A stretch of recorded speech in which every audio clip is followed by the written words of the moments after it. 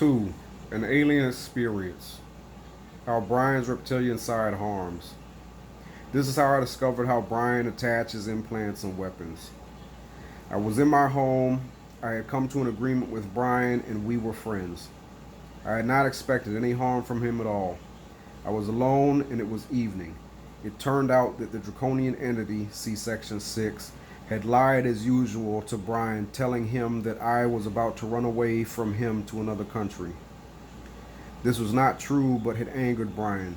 Working as usual on Brian's love life hurt. It was at this point that I had the strangest experience of my life, and one that leaves me with no doubt that Brian is an alien, or at least half of him is. I did not know at this point that what I saw was reptilian. It was certainly alien and made me look at people ever after in a new light. As comparatively, they are harmless, soft, and lovable. Even the nastiest human imaginable compares favorably to what I saw. It was in the evening around 8 p.m. when Brian's reptilian being entered my living room, as I have described earlier. It began to try and attach weapon number 4 to me. Its head was focusing on what it was doing, and I could almost make out what may have been hands trying to make the attachments. There was no pain involved, but a definite physical sensation at the points it was working at. It somehow made me feel that I had no power to prevent it harming me. Fortunately, in preparation, I had made a protective garment. I knew that there was a material that would prevent this. This material is rubber. So I had made a rubber cloak out of bath mats. Yes, this is all I could find. I had searched high and low. I flung it around me. My head I protected in my upper body. This was all. I lay on my bed clutching it to me. I had planned to travel to Spain to see Brian the next morning. I had told this being, Brian, and he did not believe me. He thought I was leaving him. As I said before, the entity had lied to him. Even now, Brian would believe what I said. The entity really is extremely deceptive. Even now, Brian wouldn't believe what I said. The entity is extremely deceptive. I lay on my bed and he tried to make me move by stimulating my bladder. He took pleasure in my distress. I tried not to be afraid, as I felt this only encouraged him to do worse things. Eventually, I had to go to the toilet. I was so quick he didn't catch me. I then ran into the living room and lay on the floor.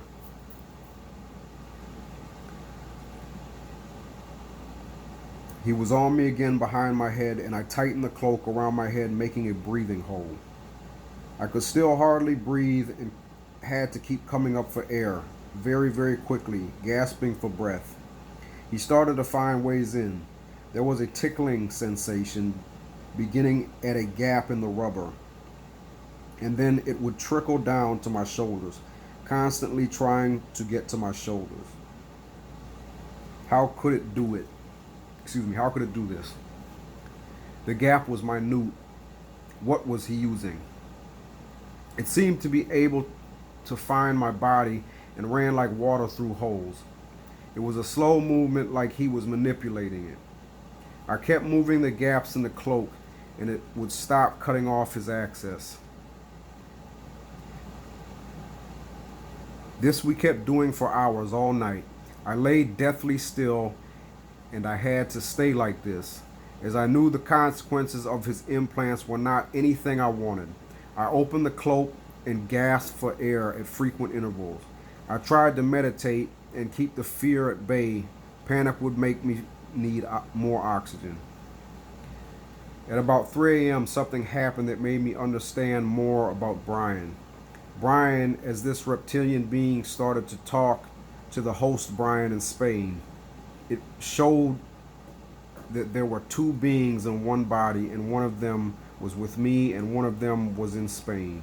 Human host Brian was apparently up, and he had something in store for me. He used one of his weapons on me that I had received many times before. I am unsure as to what it is. See weapons. It felt like a very tense energy that was sent to my abdominal area. It continued for about 30 minutes. It went directly around my body and somehow got under the cloak. I knew from previous experience that this weapon will dissipate and the effects wear off. This time the rubber prevented this happening, and I became tense. Nevertheless, I didn't move. This was actually really strange, having two Brians doing different things. Then the doorbell rang at 5 a.m. for my flight to Spain. I had to let it go. The taxi rang again and again, obviously thinking I had overslept. It tore me in two to let him down. I am very conscientious. Rigidly, Brian remained fixed on implanting me. This came about because he has to win, a characteristic they all have. He had to harm me. It didn't matter what I said or how long he had to wait. He was with me 9 hours, constantly attempting to harm me. I got to the point that I was suffocating and had to slow down my breathing in order to not have to move. Brian became different in this situation. A side of him came forward and it scared me and made me feel as though I would never succeed. He would always win. I wonder if this is some mind technique he was using as well. I started to realize that I needed to appear the loser. I am not good at this. I didn't succeed. He was unbending and unlike anybody I had met. Alien, that's for sure. I believe they are warriors, and this have to win, quote unquote, trait helps them win over others who are less intent on winning. They will harm themselves if it means they win. Brian has demonstrated this trait throughout his attempts to harm me. Rationality, and they are normally extremely rational, goes out the window. They are able to stop this when they are observant that it is happening, but Brian wouldn't listen to me or his reptilian entity. They are prepared to harm their organization in order to win hands down over me. As they get more superior within the organization, they lose this and act purely rational. Brian had actually set himself a time limit, but this didn't matter. It passed, and I prayed that he would leave. I was out of luck, and yet again he spoke with human Brian in Spain. He wanted to know whether he could keep at it, and human Brian allowed him to. I could hear the conversation they had. How could there be two Brians, and why was the one in Brian's human body in charge? I was dismayed. He wasn't going to go. It was now 7 a.m. I had been lying absolutely still, hardly able to breathe for 10 hours. I couldn't do it anymore, and I decided to run. I had an idea, and what I had learned is that this being cannot see physical things, only energy. He sees what I see in my mind. I started to move and yet pretended I was still. It worked. He didn't notice. I then ran down the stairs, grabbing my already packed suitcase and out the door while pretending I was still lying down. He didn't know what I was doing. I ran to a taxi and straight to the airport and took the next flight out. I had left my house in a state, and a viewing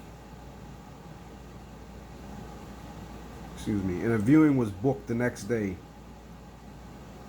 As it was on the market, I didn't care. I didn't go back to my flat ever. I was very upset about being forced out of my home. I've concluded that the reptilian being actually comes over to the person and actually attaches the weapons or cords.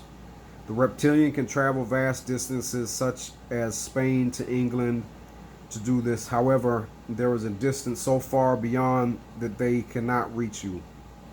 At one point, I believe Brian, the host, was asleep when the reptilian visited, so it seems that the reptilian doesn't need to sleep and can leaves Brian's body during the sleeping hours.